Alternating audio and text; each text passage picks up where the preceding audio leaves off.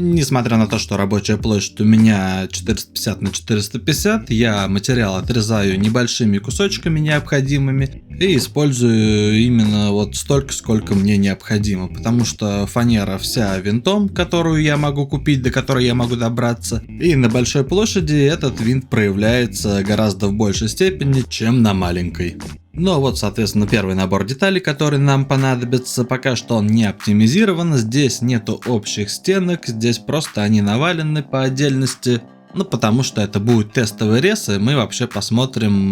нужно ли эту деталь корректировать, или она уже действительно спроектирована правильно.